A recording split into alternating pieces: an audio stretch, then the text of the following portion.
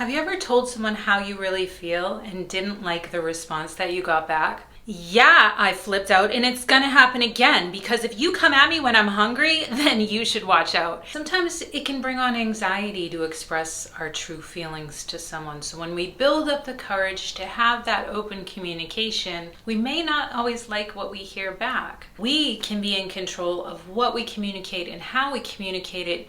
We are not in control of how others receive it. There's three things that make expressing your feelings to someone feel gratifying and rewarding. And one is feeling like they heard you, that they gave you time, that they listened.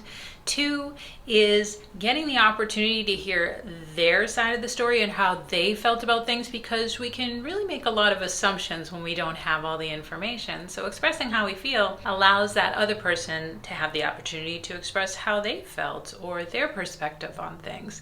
And that could change our feelings a bit once we get the full story. And three is that they attempt to take some responsibility or correct their actions. When all those three things are in place, we feel like, yeah, I'm really glad I communicated. This was excellent. But they're not always there, are they? Three things that can happen in a worst case scenario is one, you don't feel like you were heard, so either that person completely disregarded you or minimized your feelings. Two is they made it all about themselves, so while you were trying to express how you were feeling about a certain situation, they either took it completely off track into something totally different or made it all about their own experience. Or three, they told you what you wanted to hear, but they didn't take any responsibility or follow through with any corrective action, which made you feel like it was all words and no truth. Oh, did that bother you?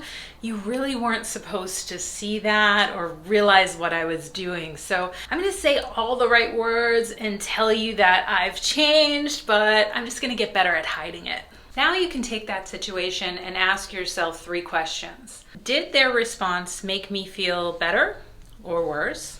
Is this an isolated event and maybe just circumstantial, or that person needs a little more time to think about it and they might come back with a more rationalized response? Thank you for telling me how you feel. I can tell that that wasn't easy for you to do, and I'm so sorry that I caused you to feel that way.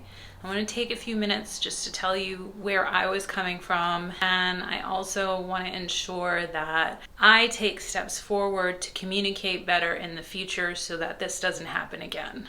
And three, if this is a behavior pattern and I'm consistently not feeling good about the responses that I'm getting, how do I want to proceed with the relationship? Because not everything has to be permanent in our lives. Sometimes things are good for a season or good for a reason, and they're meant to fade away.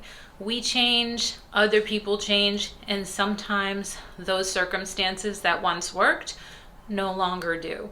So it's always good to evaluate your relationships and how you're feeling, because a relationship shouldn't feel like a prison sentence. I believe in you. Thank you for watching Stop, Look, and Listen with Samantha.